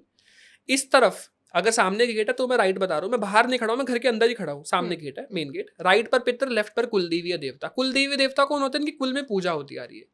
अच्छा। सब लोग कर रहे हैं, माँ दुर्गा की पूजा, ज्वाला माँ जैसे होगी, तो ज्वाला माँ जो है पूजा हो रही है, तो उनका अधिकार हो जाता है, तो उनकी सिद्धि खड़ी होती है। ज्वाला माँ साक्षात नहीं, उनकी सिद्धि होती है। ये दोनों अच्छा। करते हैं प्रोटेक्ट। तो किसी को भी आपके घर पे अगर नेगेटिविटी करनी है तो उसे आपके पितरों का और आपकी कुलदेवी देवता का नाम पता होना चाहिए। या तो तांत्रिक इतना एक्सपर्ट हो कि देख के पता लगा ले ये माता कौन सी है और यहाँ प्रोटेक्ट कर ले। तो इन दोनों को सबसे पहले बांधना पड़ता है। तांत्रिक ऐसे करते हैं, पहले आपके पितरों को गंदा कर देंगे, आपकी एनर्जी हटा देंगे, तब आपके घर में तंत्र भेजते हैं। तो आपको, अगर आपके घर में कोई भी मंत्र जाप करने वाला व्यक्ति है तो आप बच जाओगे, अदरवाइज तो आपके घर पे नेगेटिविटी भर जाएगी और बहुत परेशानी आपको होगी। अच्छा, तो सिद्धियों के जरिए क्या क्या काम करवाया जा सकता है? नेगेटिव पॉजिटिव सिद्धियाँ कुछ भी कर सकती हैं, कुछ भी कर सकती हैं। कुछ सिद्धियाँ तो ऐसी भी हैं कि आपको शायद हवा में भी उड़ा दें, लेकिन आपको पालन करना पड़ेगा ना। हनुमान जी के पास थी तो हवा में उड़ सकते हैं, छोटे हो सकते हैं, बड़े हो सकते हैं, लेकिन आप उस लेवल पे होने चाहिए कि आप प्राप्त कर सको। और जिनको प्राप्त होगी वो गुप्त हैं, वो बताएंगे ही नहीं आपको उन्हें प्राप्त है। वो क्या कर सकते हैं क्या नहीं कर सकते बताएंगे ही नहीं आपको। तो सिद्धियों के माध्यम से पैसा भी कमाया जा सकता है? बिल्कुल दे सकती हैं सिद्धि, हाँ दे सकती है बहुत सी ऐसी, लेकिन इनकी जरूरत नहीं। अप्सराएं हैं ना इन कामों के लिए, भगवान नहीं। देखो बहुत छोटी सी बात बताता हूँ, जिन व्यक्तियों ने इतना जाप कर लिया ना, उनको पैसों का लालच होगा ही नहीं। इतनी तो समझ आ गई ना। और किसी में नहीं आई है तो मतलब आपने कुछ किया ही नहीं है। कोई साधु मुझे आज कह दे मेरे पास सिद्धि है कि मैं आपको बहुत पैसा दे सकता हूँ, तो आप किसी काम के ही नहीं हो, आपने कोई जाप ही नहीं किया। अगर आपके मन में ये भाव आ रहा है कि आप पैसा दे सकते हो तो आप में कोई भाव ही नहीं। एक स्टोरी है, एक साधु ना बहुत महंगी घड़ी और बहुत महंगा फ़ोन एयरपोर्ट लगा के बैठा होता है ऐसे ही ट्रेन में, बहुत सारे साथ में लोग होते हैं। वो लोग कहते हैं अरे बाबा किस काम के साधु हो तुम, ये क्या इतनी महंगी घड़ी पहन रखी है, महंगा बैग ले रखा है, वैसे तो तुम साधु के ड्रेस में हो। वो कहता है अच्छे बच्चा चाय पिलाएगा? कहते हैं हाँ पिलाऊंगा, आ जाओ। ट्रेन रुकी थी, बाहर आके बैठ गए। तो सामान वामान साधु वहाँ पे रख के बाहर आ जाते हैं, चाय पी रहे होते हैं। वो पूछते हैं साधु से कि अरे बताओ बाबा। अब तो कह रहे बताता हूँ रुक जा। तो चाय पी रहे होते हैं, ट्रेन चलने लग जाती है। अब वो कहते हैं अरे बाबा मेरा सामान है, मैं जा रहा हूँ, तुम नहीं चलोगे? तो बाबा कहते हैं यही तो फर्क है तुझ में और मुझ में कि तेरा सामान वहाँ रखा है, मेरा भी रखा है, लेकिन मुझे नहीं चाहिए, वो तुझे चाहिए। तो वो भाग के जाते हैं साधु भाई। वो कहता है आज मैं यहाँ कल मैं कहाँ, मुझे कोई फर्क नहीं पड़ता। ऐसे हो जाते हैं साधु कि आपके पास भले ही है बट आपको ऐसा नहीं कि आप जी नहीं पा रहे उन चीज़ों के बिना। तो जिस किसी के पास पैसा कमाने वाली सिद्धियाँ हैं उसको कोई फर्क ही नहीं पड़ता पैसों का, तभी भगवान ने दे रखी है। ट्रेडिंग में लोग सिद्धियों का इस्तेमाल करते हैं। बहुत से मैसेज आते हैं, ट्रेडिंग पता नहीं कैसे कैसे वर्ड्स कहते हैं कि सट्टा एक और वर्ड है कि भाई इसकी कोई सिद्धि होती है क्या, तो ये हो जाओ। तो ठीक है, आपको बहुत से लोग इसका बिजनेस बना हुआ है कि आपको सिद्धियाँ दे देते हैं, बट ऐसा कुछ नहीं होता। जो ट्रू में आप देखो, ये अध्यात्म है ही नहीं, वही बात आ गई, आप कहाँ फंस जाओगे। ये अध्यात्म नहीं है, अध्यात्म को समझो। असली में आध्यात्मिक व्यक्ति आपको कभी भी ये नहीं कहेगा कि आप सिद्धियों का लालच नहीं देगा, ट्रेडिंग की सिद्धियाँ ले लो, ये सब कुछ नहीं होता। कोई जाप वाप नहीं होता इन चीज़ों का। और करोगे ना, मैं तो कहता हूँ कर लो, मिल जाएगी सिद्धि, आप बदल जाओगे। 2 महीने बाद आपको कोई लालच ही नहीं होगा ट्रेडिंग का। आप कहोगे बस जो इससे बढ़िया चीज़ मिल गई। कुंडलिनी कैसे जागृत की जाती है? कुंडलिनी के बारे में बताइए। कुंडलिनी ना एक बॉडी में आपके एक ऐसा नेटवर्क है जो कि फ़ोन वाले नेटवर्क से भी कई ज़्यादा पावरफुल है। फ़ोन का नेटवर्क आपसे अमेरिका में बात करा रहा है, अर्थ पे चलता है, आप मार्स पे बात नहीं कर सकते। कुंडलिनी का नेटवर्क आपका वो यूनिवर्सल लेवल पे काम करता है। आप फ़ोन मिला सकते हो पूरे यूनिवर्स में, कहीं पर भी किसी से भी कनेक्ट कर सकते हो, अपने आप से भी कनेक्ट कर सकते हो। ऐसा है कुंडलिनी का नेटवर्क। आप इसको कितना स्ट्रॉन्ग करोगे ये आप पे डिपेंड करता है। वाईफाई है ये आपका, सिद्धियों से कनेक्ट करना है, कुंडलिनी कराती है। मतलब जो चीज़ें दिखती नहीं है ना, उन सब से कनेक्ट करवा सकती है कुंडलिनी आपकी। मतलब सिद्धि हासिल करने के लिए पहले कुंडलिनी को जागृत करना पड़ता है। बिना कुंडलिनी के कनेक्ट नहीं करेगी, भले ही हासिल हो जाए, आप महसूस ही नहीं कर पाओगे उसको, आपके आसपास है या नहीं। और कुंडलिनी जरूरी होती है।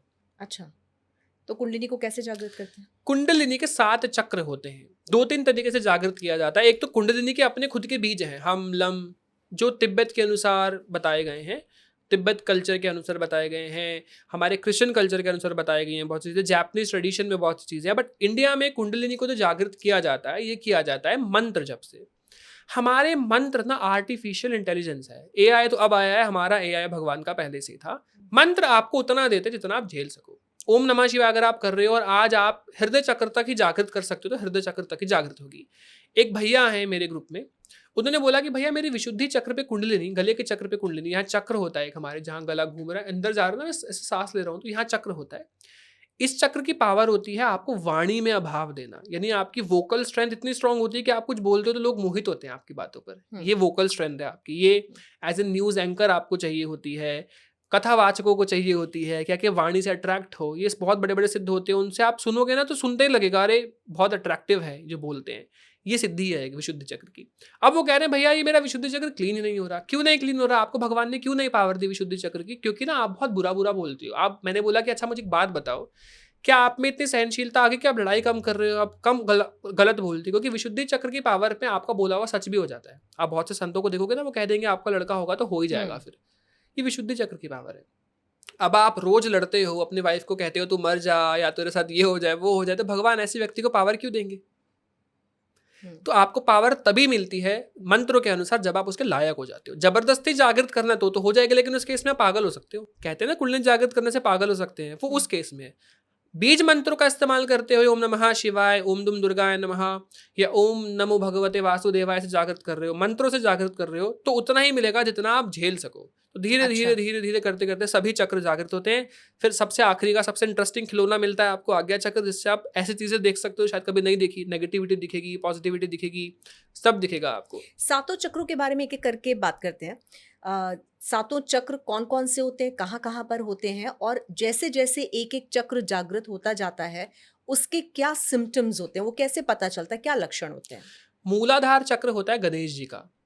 हर चक्र के अंदर ना पॉजिटिव पार्ट भी है, नेगेटिव पार्ट भी है। मूलाधार के अंदर ना जो हमारा चक्र है, नीचे पत्ते कम होते हैं चक्र के पत्ते, मतलब चक्र का ना कमल का फूल है। अच्छा। ऊपर जाते जाते जाते जाते सहस्त्रार, आखिरी चक्र के हजारों पंखुड़ियां हैं फूल की। नीचे 4 से शुरू होती है, तो नीचे का सबसे जल्दी चक्र जागृत होता है। मूलाधार चक्र है आपके आगे, फ्रंट और बैक के सेक्सुअल ऑर्गन्स के अंदर बीच में। ये चक्र को जागृत करना थोड़ा मुश्किल है, बिना काम वासना छोड़े नहीं जागृत हो सकता। अच्छा। काम छोड़ने पर ही चक्र खुलेगा। लेकिन ये रूट चक्र है, मूलाधार जड़ से शुरू हो रहा तो है। सिर्फ सन्यासी लोग कर सकते हैं? देखो, ब्रह्मचर्य व्रत का पालन कह रहा हूं मैं, यानी कि आपको अपने अंदर कंट्रोल होना चाहिए। अच्छा, मतलब गृहस्थ भी कर सकता है? गृहस्थ भी कर सकता है। आपको ब्रह्मचर्य पे कंट्रोल होना चाहिए ना आपको, कि अब आपको एडिक्शन नहीं होनी चाहिए। काम वासना बुरी है, काम बुरा थोड़ी है, आप समझिए। काम वासना मतलब आप बहुत ज्यादा ही इंटू हो गए हो। ऐसे व्यक्ति को देखो, मैं भी ब्रह्मचर्य का पालन नहीं करता था पहले, मैं बहुत बोल्डली बोलता हूँ। हमारी जनरेशन को ये सिखाया ही नहीं गया। फोन पे खोलते ही बुरी चीजें दिखने लग जाती है, नहीं करता। मेरा दोस्त भी अभी स्टूडियो में प्रेजेंट है, नहीं करता था ब्रह्मचर्य का पालन। मैंने इसकी एनर्जी देखी, इसे बताया, जो आपके सामने ही बैठा हुआ है, कि आपका रूट चक्र सही नहीं है। हम जिम में मिले थे, मैंने बताया आपका रूट चक्र सही नहीं है। अभी भी मैं नई जिम में गया हूँ, मैं वहाँ पे लोगों को जिसका मुझे रूट चक्र गड़बड़ दिखता है बुला के पूछता हूँ उनसे कि आप नहीं फॉलो कर रहे हो ब्रह्मचर्य, आपको मास्टरबेशन की बहुत गंदी आदत है, आपका दिमाग नहीं चलेगा कुछ टाइम बाद। तो मैं देख के आराम से बता देता हूँ कि आपका रूट चक्र गड़बड़ है।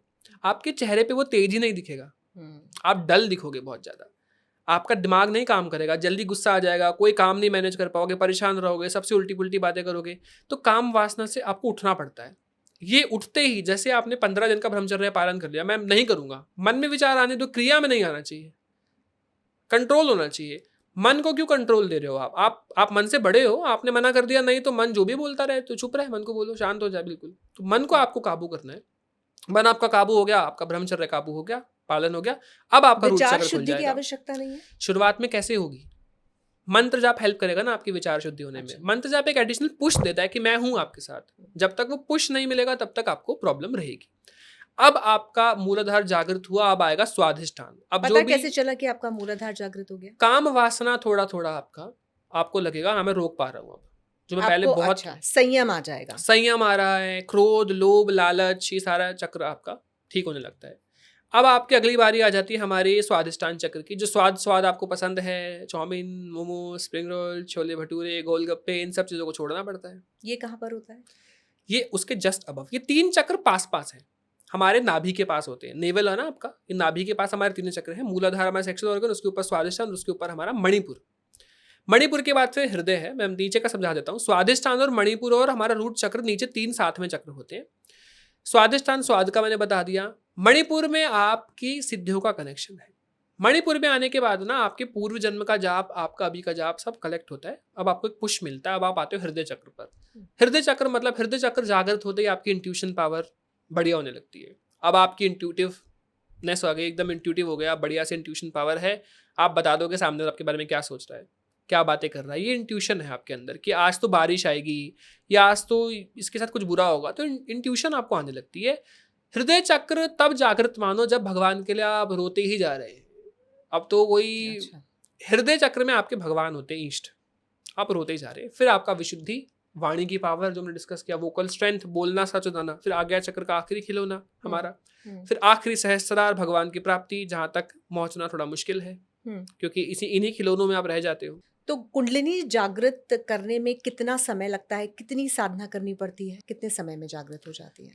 आपके पास्ट लाइफ पर डिपेंड करता है। अगर आप पहले से आध्यात्मिक रहे हो तो जल्दी कर पाओगे। ऐसा तो कोई भी व्यक्ति नहीं है जो पहली बार आ रहा हो। सब लोगों की आध्यात्मिक जर्नी रही ही होती है पास्ट लाइफ में। कोई भी नया नहीं है। कोई भी नया होता तो शायद एक चक्र भी जागृत नहीं कर पाए।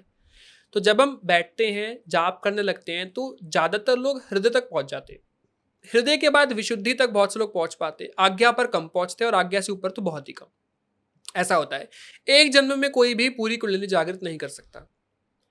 अगर किसी की पूरी जागृत है तो वो बहुत पुरानी आत्मा है, बहुत पुरानी सोल है, बहुत समय से आध्यात्मिक रही है। इसलिए वो यंग, मतलब बहुत जल्दी आध्यात्मिक में पहुंच जाएगी, बहुत जल्दी। और भगवान को अगर उससे अपना प्रचार करवाना है तो करवाएंगे अपने आप। तो भगवान ऑटोमेटिकली करते हैं।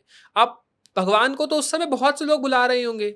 जब महाअवतार नरसिम्हा मूवी में जो दिखाया गया है, लोगों पर अत्याचार हो रहा, भगवान को तो सब बुला रहे हैं कि हे हरि हाओ। तो हरि क्यों नहीं आ रहे? क्योंकि जब तक प्रहलाद नहीं बुलाया।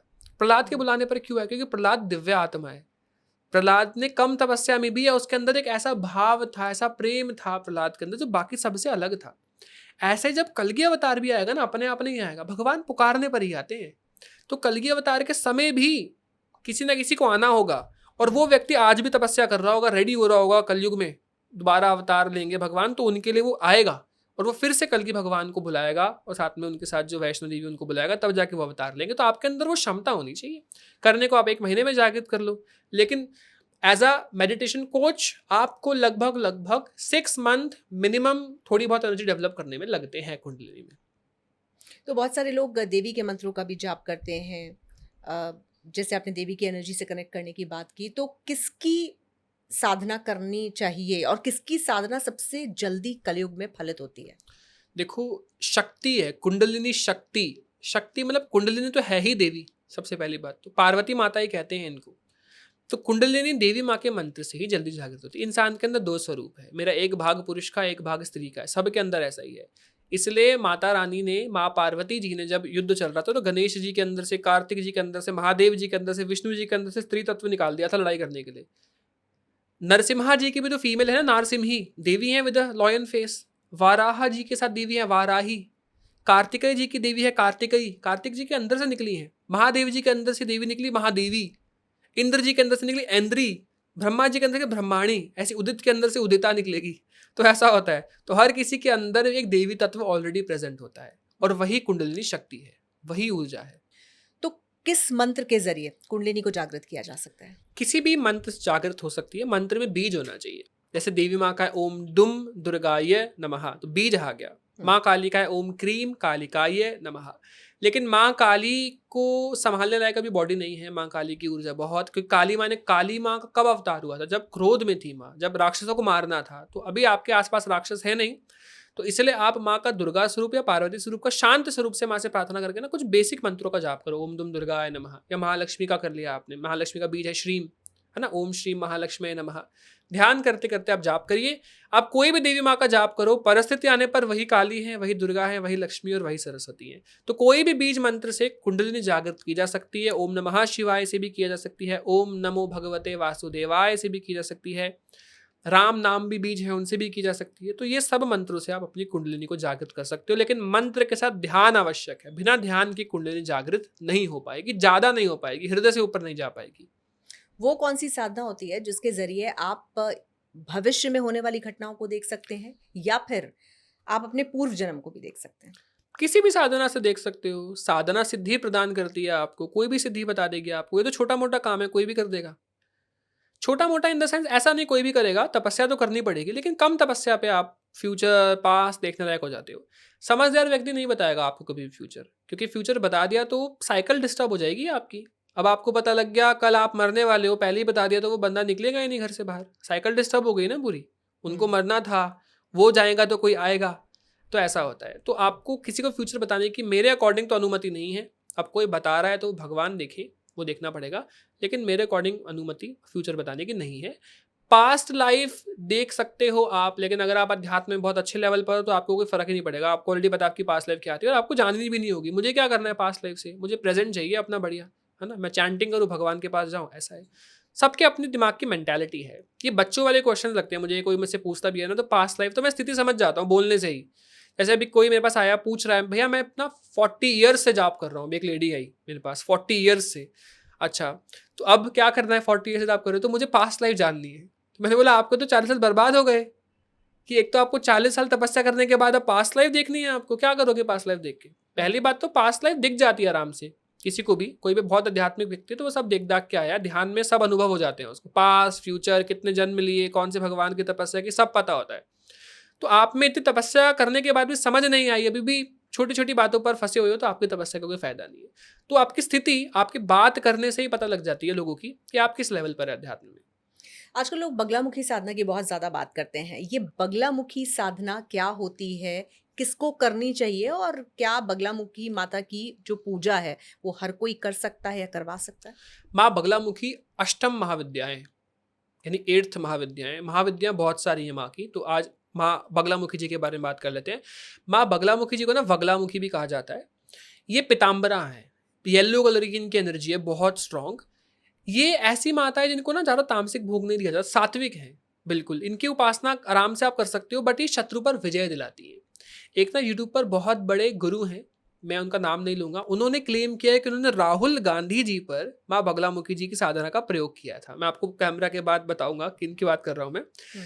तो वो कहते हैं कि ना मेरे को जेल में डाल दिया राहुल गांधी जी ने, और भी मेरे साथ और भी संतों को जेल में डलवा दिया था एक समय पर, जब उनकी सरकार हुआ करती थी मनमोहन जी के टाइम पर। अब मैंने जेल से की साधना, इसलिए वो बार बार ये कहते रहते हैं कि आलू डालोगे तो सोना निकलेगा, या मुझे समाधान चाहिए। जो भी लाइनें वो फिसल जाते हैं ना, सवाल का जवाब की जगह जवाब का सवाल बोल दिया था एक बारी, तो कहते हैं जो फिसलते हैं ना ये माँ बगलामुखी जी की फिसलते हैं, क्योंकि माँ बगलामुखी जी वाक पकड़ देती है, आपकी जीभ पकड़ लेती है। तो कोर्ट केस आपके ऊपर झूठा किसी ने कर दिया, अब आपको चाहिए कि ये कोर्ट केस मेरे साथ रहे, मेरे दुश्मन बहुत आ गए हैं, तब माँ बगलामुखी जी की साधना की जाती है इस केस में। तो क्या हम राहुल गांधी को हमेशा ऐसे ही बोलते हुए सुनेंगे? उनके अकॉर्डिंग तो आप सुनोगे परेशान उनको, क्योंकि उनके ऊपर प्रयोग किया गया, ऐसा उन्होंने बताया, जेल में बैठ के खास कर किया, ऑन कैमरा यूट्यूब पर सबके सामने बोला है। तो ये हमेशा के लिए हो गया? बिल्कुल, उनके अकॉर्डिंग उन्होंने कर दिया है, और काफ़ी समय से देख भी रहे हैं हम, उनके जो स्टेटमेंट आती है वो थोड़ा लड़खड़ा जाते हैं। तो एज़ पर दैट गुरु उन्होंने प्रयोग उनके ऊपर किया है, बिल्कुल। बाकी माँ बगलामुखी जी के बीज हैं, उनका बीज मंत्र हलीम है। हलीम एक तो माँ का ना बड़ा मंत्र है, ओम हलीम बगलामुखी सर्वदुष्टानाम वाचम मुखम पदम स्तंभः जिह्वाम कीलय बुद्धि विनाशय हलीम ओम बगलामुखी नमः। ये किया जाता है, ये बहुत बड़ा मंत्र है, इसको एक ही माला करने में बहुत टाइम आपको लगेगा। ये किया है कि बुद्धि विनाशय, कि बुद्धि विनाश करो मेरे शत्रुओं की, सर्वदुष्टानाम, है ना, वाचम मुखम पदम स्तंभय, स्तंभन कर दो उनको, बिल्कुल भुला दो सारी चीजें, स्तंभ हो जाए एकदम, है ना, मेरे बारे में कुछ गलत ना बोले।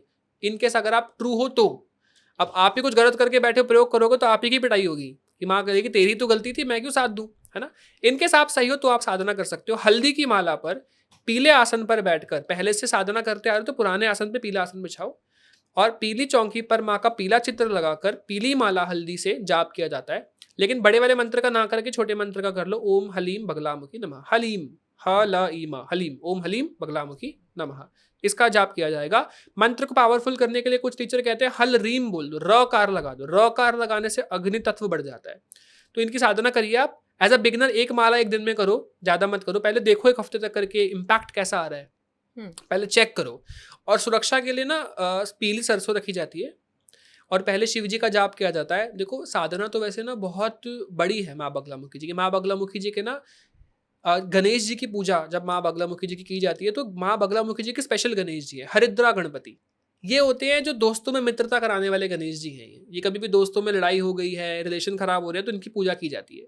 तो पहले तो इनका ध्यान किया जाता है। इनके मंत्र आप गूगल पे देखोगे, आप वो एक माला या ऐसी बस स्तुति मंत्र भगवान का ध्यान कर लो। फिर मृत्युंजय शिव, मृत्युंजय शिव है हमारे माँ बगलामुखी जी के शिव, फिर इनका जाप किया जाता है। इनके बाद आती है माँ बगलामुखी जी की साधना की बारी, जिसको बड़ा अनुष्ठान करना है, रोज 11-11 माला करनी है। ऐसे ही बस कृपा चाहिए तो ओम हरि बगलामुखी नमः रोज एक एक माला करने लग जाओ, प्रार्थना करके कि माँ शत्रुओं से हमें दूर करो, तो ऐसे ही दूर हो जाते हैं। हर माता का ना अपने शिव और अपने गणेश जी है, सिर्फ एक महाविद्या के छोड़ के। माता धूमावती, माता धूमावती जी की शिव नहीं है, इसलिए कहते हैं वो बहुत अनकंट्रोल्ड है। वो वाइट है पूरे उनके बाल, कौवा उनका वाहन, और भूखी एकदम, मतलब सूखी हुई है बिल्कुल। वो शिव जी को ही खा गई थी अपने भूख के मारे। उनको शिव जी ने कहा था कि मैं बिजी हूँ। जब वो दक्ष के लिए यज्ञ के लिए जा रहे थे तो माता ने सती ने 10 दिशाओं से घेरने के लिए शिव जी को कि कहीं नहीं जाओगे, 10 महाविद्या के रूप ले लिए थे, और माँ धूमावती जी खा गई थी उन्हीं को। तो माँ धूमावती जी को भूखा भूखा कहा जाता है कि वो भूखी हैं बहुत। उनको अलक्ष्मी भी कहते हैं, इसलिए कहते हैं कि उनको ना घर में नहीं रखना चाहिए। बट वो अलक्ष्मी आपके घर में नहीं करती, आपके दुश्मनों के घर में करती है। जिनको अच्छा। तांत्रिक बहुत परेशान करते हैं ना, उनको माँ, वो धूमावती माँ की साधना करते हैं। उनका बीज है धूम, ओम धूम धूम धूमावते नमः, ऐसे करके जाप होता है धूम धूम। तो ये धूम धूम ऐसा है कि आप जाप करो तो आपके आसपास ना धुआं होने लगता है। बहुत से लोगों ने एक्सपीरियंस किया कि फिजिकल धुआं उन्होंने फील किया अपने आसपास। अच्छा। ऐसी बहुत विस्फोटक, बहुत हैवी एनर्जी है। हम्म। मैंने बहुत कम ही जाप किया था एक्सपीरियंस करने के लिए, लेकिन मैं बहुत डर गया था। बहुत हैवी एनर्जी होती है। और उनके हवन में तो ना सूखी आपको भी रोटी, ऐसा ही महसूस हुआ था? मैंने धुआं नहीं फील किया, बट मैंने गले में ना राख, जैसे मेरे गले में कुछ राख सा हो रहा है, अजीब सा मुझे फील हो रहा था, वॉमिट जैसा। अभी रिसेंटली ना मैं गया था एक जगह पर राजस्थान में, वहां पर मैंने देखा एक लेडी तांत्रिक को, और शी इज अ तांत्रिक। मैं जानता था वो मुझसे कनेक्टेड है। एक बार उन्होंने मेरे से ऑरा स्कैनिंग करवाई थी, तो उन्होंने मुझे इनवाइट किया था। जब मैं उनके घर में गया ना, तो उन्होंने मुझे बोला कि मेरा ना गुप्त मंदिर है। Even my dad was there. मैं डैड को बोला कि आपको नहीं दिखाऊंगी, मैं दिखाती हूँ। तो मेरे को लेके गई। मैंने जब उनका कमरा देखा, तो जब उन्होंने ना एक ब्लैक कलर कपड़ा ढस पे थी, कपाल खोपड़ी रियल। पहले तो मैंने जो उस कमरे में एनर्जी फील की ना जीता जी मतलब मैं अभी भी बता रहा हूँ, मेरे को घुटन होने लगी उस कमरे में। मेरे को अच्छा। लगा कि मेरे को सांस नहीं आ रही, वो सब देखने के बाद, वो सेटअप देखने के बाद। अच्छा। तंत्र की ऐसी वाइल्ड एनर्जी। मैं तो एकदम सात्विक हूँ, मैं तो अनियन गार्लिक खाने वाला नहीं हूँ। जब मैंने वो कपाल देखा, मैंने पूछा ये किसका है? कह रहे बहुत बड़े ब्राह्मण का है, फीमेल तांत्रिक, बहुत बोल्ड एकदम। तो मैंने बोला अच्छा। तो मैंने बोला कि तो ये इलीगल नहीं है? मतलब कैसे निकाल लिया आपने? कह रहे मैंने, मतलब कोई आत्मा वात्मा परेशान नहीं करेगी इसकी? कह रहे हैं कि पूजा वूजा होती है प्रॉपर, ऐसे नहीं निकालते। मैंने ऐसे कहीं से निकाला है। तो मैंने बोला अच्छा। तो उन्होंने वो खोपड़ी दिखाई, वो तो मैं वो देख के डर गया। तो वहाँ पर भी अल्कोहल की बॉटल्स, तंत्र में तो सब चीज़ें चलती हैं। तो ऐसी एनर्जी मैंने फील की, तो ऐसी बहुत डिफरेंट एनर्जी मैंने फील की। तो वो भी साधना करते माँ बगलामुखी जी। बगलामुखी जी की तो नहीं, धूमावती जी, इन सब की साधनाएं होती है। इन सबको चढ़ाया जाता है सारी चीज़ें। तो माँ बगलामुखी की साधना क्या उल्टी भी पड़ जाती है? कुछ लोग ऐसा भी कहते हैं कि उनको मेरे नुकसान भी कर फ्रेंड की ही जाती है। मॉम के ऊपर पड़ी है, एज पर हर, कि उन्होंने गलत मंत्र जाप करोगे आप, प्रॉपर मंत्र जाप आप नहीं कर रहे हो, माँ बगलामुखी जी का प्रॉपर अनुष्ठान नहीं कर रहे हो, आप ही की गलती है। गलत मंत्र जाप है, प्रॉपर प्रोसीजर नहीं पता है, कुछ भी करे जा रहे हो, तो प्रॉब्लम तो होगी। अब आप बीज गलत बोल दो। सदगुरु जी का ही एक इंसिडेंट सदगुरु जी बताते हैं। एक फॉरेन की लेडी गलत गायत्री मंत्र जप करती थी, पैरालाइज हो गई पूरी। पैरालाइज यानी कि बोल नहीं पा रही, हाथ अड़ गए। तो सदगुरु जी ने सिर्फ हाथ रखा और थोड़ी ब्लेसिंग दी, वो नॉर्मल हो गई कुछ टाइम बाद। तो गलत मंत्र जप करने से ना होता है। वो क्या करती थी, गाड़ी पे लगाती थी और सुनती थी और बड़बड़ाती थी मंत्र को। गलत उच्चारण किया, संस्कृत तो नहीं बोल सकते ना फॉरनर्स, वो कुछ वर्ड ही ऐसे हैं, श नहीं है इंग्लिश में, है ना। बहुत सारे ऐसे वर्ड है जो नहीं है इंग्लिश में, अल्फाबेट में नहीं आते। ठ नहीं आता, वो TH बोलना पड़ता है, वो अलग तरीके से प्रोनाउंस करते हैं। तो उस तरीके से गलत प्रोनाउंसिएशन करोगे तो आपके ऊपर उल्टी पड़ जाती है, या आपकी गलती हो तो पड़ जाती है। तो आपको ध्यान रखना पड़ता है। सिद्धियों का मामला है ना, माता रानी ने अथॉरिटी सिद्धियों को दे रखी है, आप समझ रहे हैं। वो ऊपर बिजी हैं, वो क्यों आएंगे आपके 4 माला करने से? 4 माला करने से सिद्धियां ही आएंगी सिर्फ। और माँ बगलामुखी जी के तांत्रिक या जो लोग उपासना करते हैं वही सिद्धि बनते हैं। तो आप देख लो कैसे लोग सिद्धि बन रहे हैं। इसलिए कहते हैं सात्विक मंत्र जाप करो, और माँ बगलामुखी जी का करना है तो प्रॉपर नॉलेज से माँ मानकर प्रार्थना करिए कि माँ मुझे सिद्धि विद्धि का कोई लालच नहीं है, मुझे बस प्रेम करता हूँ, मुझे लोग फंसा रहे हैं, आप बचाओ, बस सिंपल। आप कोई कोई उद्देश्य से मुझे सिद्धि चाहिए, मुझे ताकत चाहिए, ये सब करोगे तो फंसोगे फिर आप। और इसीलिए शायद सही और स्पष्ट उच्चारण का भी महत्व बिल्कुल, हमेशा इसीलिए से मैंने माइक पे कहा गया प्रॉपर है। बोला अभी बीच हम्म, की हलीम हम्म, है, हलीम, हलीम, हम्म। ला और रा लगाने का भी बताया। अर्थ का तो ये अनर्थ हो जाता है। समझाना, बिल्कुल आपको प्रॉपर देखना पड़ेगा। ऐसे देवी कवच है, देवी कवच में ना रक्षम भैरवी है कि रक्षा करो भैरवी, र की जगह कोई भ लगा देता तो भक्षम भैरवी। पत्नी की बात हो रही थी कि पत्नी की रक्षा करो भैरवी। हम्म, राजेंद्र दास जी महाराज बता रहे हैं यूट्यूब पर ये बात। वो लेडी कहती थी, वो पति कहता था अपनी वाइफ के लिए कि पत्नी भक्षम भैरवी। तो पत्नी की ओहो, तबीयत और ही खराब होने लग गई। अच्छा। तो बाद में किसी पुजारी ने बोला मुझे पढ़ के बताओ, पढ़ क्या रहे हो, ऐसा कैसे सकता है देवी, आप हम्म, कवच पढ़ो और सुरक्षा ना हो बल्कि अहित हो, ऐसा हो नहीं सकता। तो पता लगा तो भक्षम पढ़ रहे थे, वो चश्मा लगाने रखा था रक्षम को, भक्षम भक्षम हो रहा था फिर, इसीलिए तो ध्यान रखना पड़ता है क्योंकि सिद्धियों का मामला है। हम्म। माता आप बिजी हैं अपने कार्य में, जगत माता इतना बड़ा यूनिवर्स है, पृथ्वी के लिए क्या क्या वो करने आएंगी। ये बताइए, साधना में क्या वस्त्रों का भी महत्व होता है, और खासकर वस्त्रों के रंगों का भी महत्व होता है कि हम कौन सा रंग पहनकर साधना कर रहे हैं? क्योंकि अक्सर जब भी साधना करने के लिए कहा जाता है तो उसमें कुछ रंगों के प्रयोग के बारे में भी बताया जाता है। जैसे अगर आप हनुमान जी की साधना कर रहे हैं तो आप लाल रंग के वस्त्र धारण करिए, आप भैरव जी की कर रहे हैं तो आप काले रंग के वस्त्र धारण करिए। तो रंगों का क्या महत्व? देखिए ये सारी चीज़ें पूजा में होती हैं, भक्ति भाव में नहीं। अगर कोई प्रेम करता है भगवान से तो जो मर्जी रंग पहने, भगवान किसी भी रंग में प्राप्त हो जाएंगे। हमारी मीरा जी तो बेचारी श्रृंगार नहीं करती थी, बस सफ़ेद वस्त्रों में घूमती थी, भगवान की प्राप्ति हो गई। नियम आ जाते हैं। आप सपोज आप साधना कर रहे हो, जल्दी आकर्षित करना है तो आप पहन लेते हो कि आपने माँ बगलामुखी जी करनी तो येलो पहनो कि माँ प्रसन्न होती है कि मेरे लिए स्पेशल एफर्ट करके बैठा बेचारा, स्पेशल कपड़े पहने, नए सिलवाए, तो कृपा कर देती है। इसलिए कि भाई भाव है ये भी एक तरीके की, माँ आपको जो रंग प्रिय है ना मैं वही पहनूंगा, या माँ आपको जो रंग प्रिय है ना, या आपको जो भोग प्रिय है मैं वही भोग लगाऊंगा। तो भाव दिखाने का है। अब मैं जबरदस्ती आपको बोल दूं पहनना है, आप रो पिट के रोते रोते गए हो मार्केट लेकर आए हो, तो उसका कोई फायदा नहीं है। हम्म, ये सब प्रेम से होता है। रंगों की फ्रीक्वेंसी का महत्व पड़ता है। काले रंग पहनने से आप तंत्र वाली चीजों को ज्यादा आकर्षित करोगे क्योंकि सिद्धियां आकर्षित होती है काले रंग से। काली सिद्धि है, तंत्र वाली है, तो आकर्षित हो जाएंगे आपके प्रति। आपको तांत्रिक समझ कर, तांत्रिक की वेशभूषा है क्योंकि काली फ्रीक्वेंसी ऐसी है, डार्क ऐसा होता है। अब रेड लाइट का रेड क्यों है, रोकने के लिए फ्रीक्वेंसी दूर से दिख जाती है, येलो दूर से दिख जाता है, तो जल्दी आकर्षित होते हो आप इन कलर्स पे। ऐसा होता है, पॉजिटिव है। ब्राउन नहीं यूज करना चाहिए अपना आसन, काला नहीं लेना चाहिए, लाल लो, पीला लो, ये आपके लिए अच्छे रहते हैं, इनकी वाइब्रेशन अच्छी है। ये भी कहा जाता है कि आसन एक ही होना चाहिए। अगर आप जब भी साधना करते हैं या पूजा करते हैं उसका आसन आपको बार बार नहीं बदलना चाहिए। सही बात है, बिल्कुल। आपकी ऊर्जा गिर रही है ना उस पे।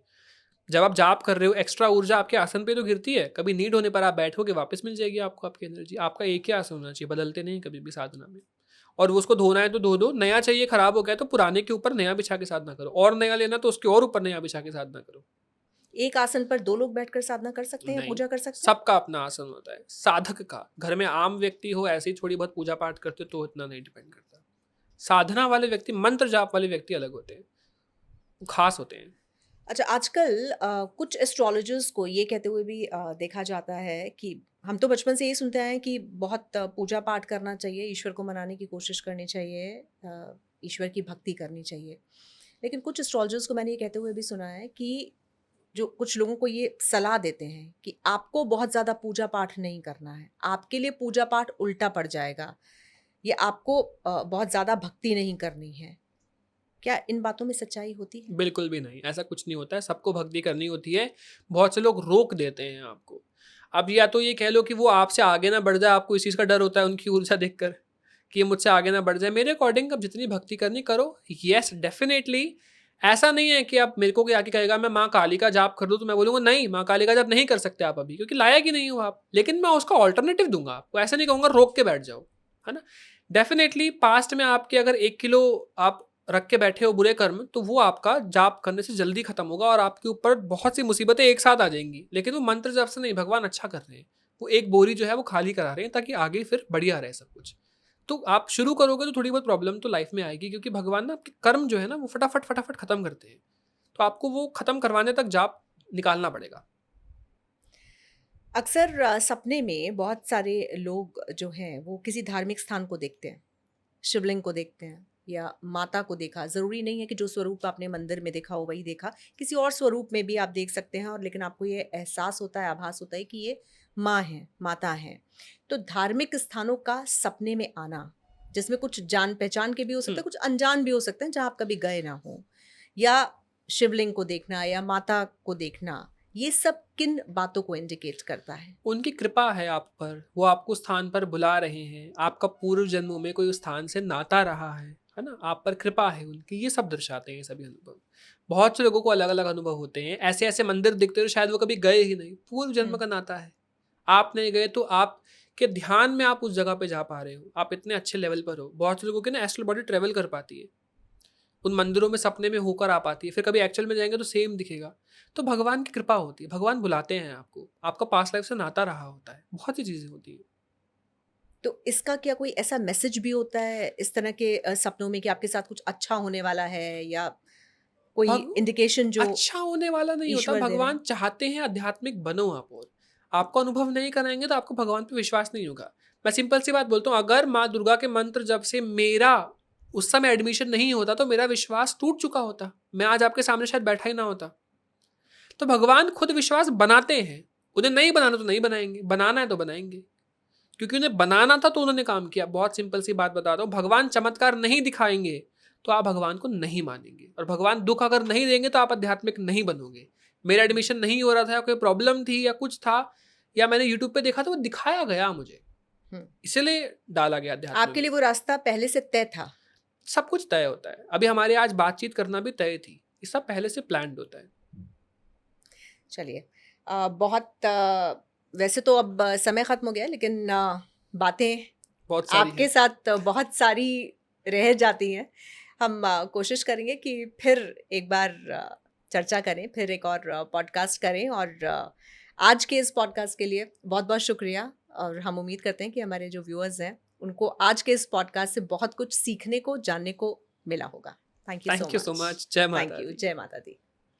तो आज का ये पॉडकास्ट आपको कैसा लगा, हमें कमेंट सेक्शन में जाकर ज़रूर बताइएगा, और अगर आप चाहते हैं कि उदित जी से हम फिर पॉडकास्ट करें और आपके मन में कोई सवाल है, तो वो भी ज़रूर लिखिएगा।